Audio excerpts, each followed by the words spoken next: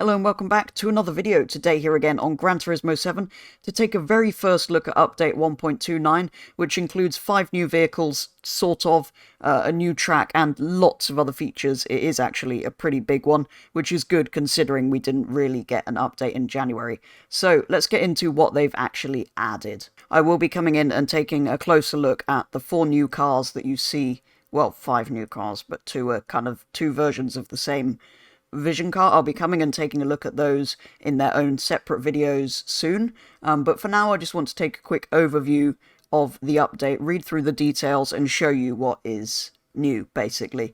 So there's 4 new cars, or 5 new cars, depending on how you count it, which we'll look at in a minute. The bit I'm most excited for is Grand Valley, which is another of these classic original Gran Turismo tracks to return, with 4 layouts, well, Highway 1 reverse, so 2 layouts with reverse and normal versions, which is good to see, a sort of shorter and longer version.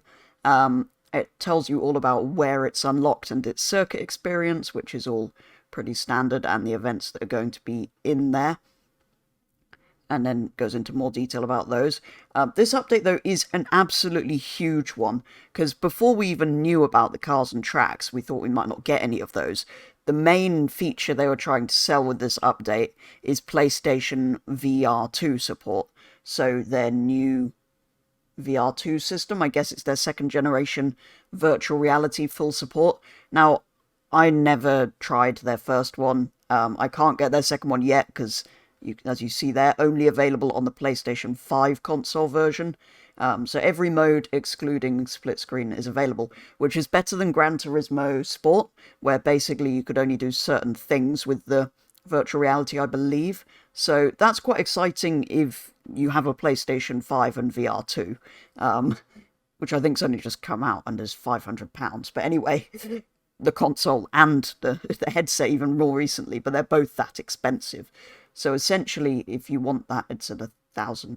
Anyway, the other big thing they've added is the Sophy system, which is their new, basically, AI. Can be top right of the world. Okay, so I think you can only use it in one event at the moment. Okay, that's interesting, because I was wondering where that would be.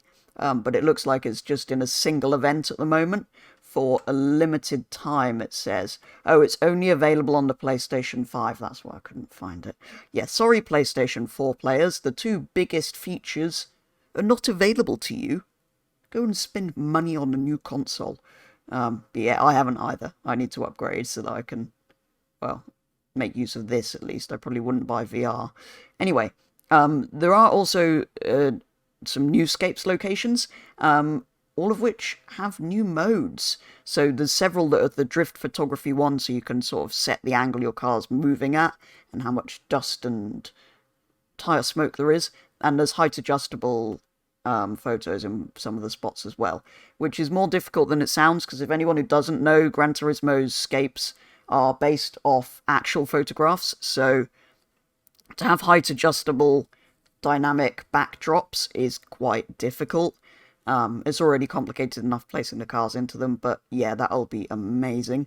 There's some new effects and stuff as well, and all the other kind of general extra cafe books and everything here, and I think that's kind of it, really. So, let's begin with the bit that I think is most exciting. The cars, firstly, and then the track. So, 3 of the new vehicles are available from the Legendary Cars dealership.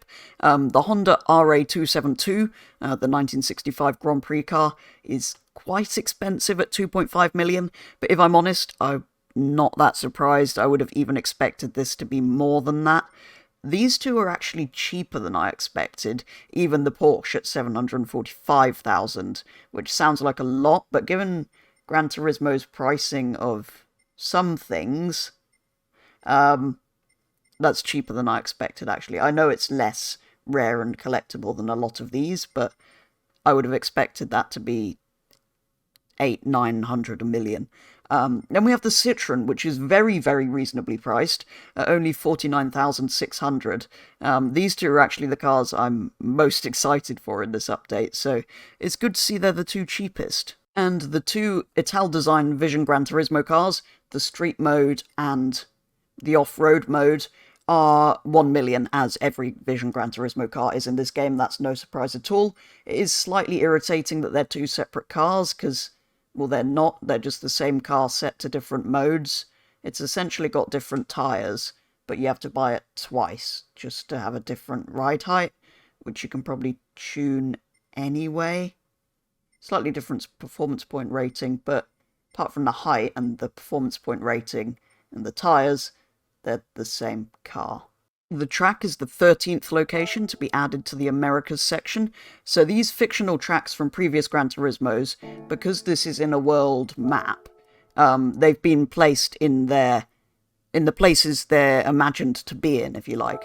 So Grand Valley is on the west coast of the USA, apparently, just next to Laguna Seca. It has 4 race options, the Clubman Cup 550. There's 2 600 performance point racing ones. The touring car one is open to cars from all over the world, but is 600 limited. This one's just 600 recommended. You could actually enter it in whatever you like, but it is restricted to American cars, and there's the Group 1 prototype series. So 4 new races there, not too bad. There is, of course, a circuit experience, but I think only of the normal direction full layout. As I said before, there are several layouts.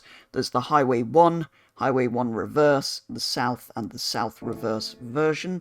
So that's good to see. And yeah, there's your usual time trial, drift trial, custom race, everything you'd expect there. But it's great to see this classic Gran Turismo circuit finally return. It was teased a long, long time ago, so it's great to see it finally here. So, the VR support and the Sophy system I obviously can't show you because that's a PS5 exclusive, so if you have PlayStation 5 that will be available to you.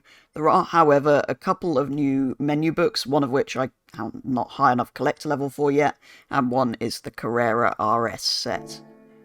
And finally, last but definitely not least, the Scapes modes. So, we have the drifting one. For some reason, one of the examples is an Aston Martin, but there's a set of locations where you can set drift angles on your cars, essentially. So, if we pick this French one, let's see what we can do.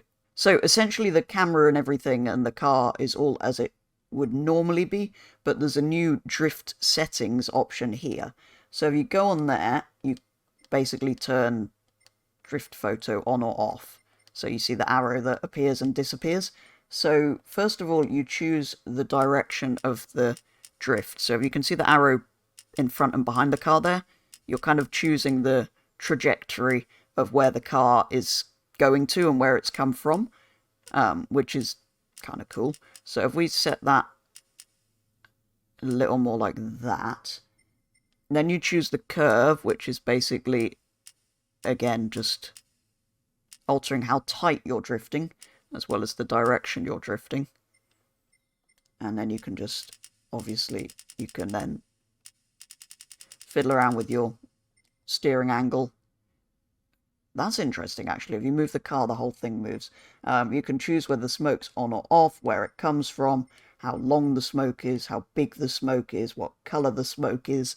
So there's a lot of options there. And then, obviously, if you then go across to camera and take a photo, I'm just using the really basic pre-given car and everything as an example.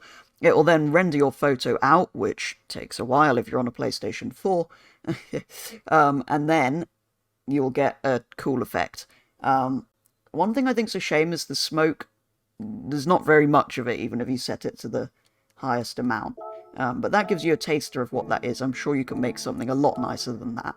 Well, even the example. I don't know why that's got so much more smoke than the one I did. Anyway, that's the drift camera. Then there's these new scapes where you can move the camera up and down. So if we pick this one, we put a nice orange vantage there. That goes brilliantly with the background.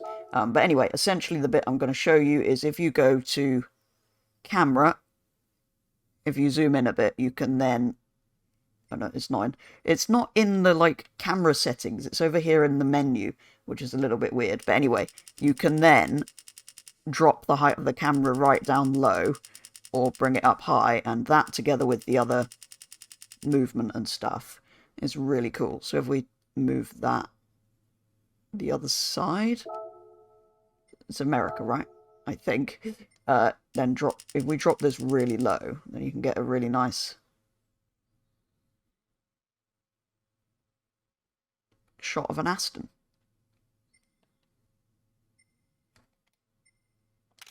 Lovely. And it's in Madagascar orange. So again, rendering in progress, very slow on a PlayStation 4, and finished product is beautiful. Nice and easy. So yeah, 2 great new features. They don't apply to a lot of Scapes, but cool that they're still updating this photo mode. And that brings an end to today's video, taking a very first look at update 1.29 here on Gran Turismo 7. Do go and update it and have a play around with all the new stuff if you haven't already. And I'll be back very soon to take a look at all of the new cars in more detail, starting with the Porsche 2.7 RS Carrera thing, then moving on to this Citroen, because they're my favourite ones, and then we'll take a look at the Grand Prix car and the Vision Gran Turismos after that as well. For now, though, for a very first look at the update, that is going to be all, so thank you very much for watching. Do let me know if you've enjoyed this kind of overview video, because I'll potentially do them on future Gran Turismo updates, and I'll be back with the next video very soon.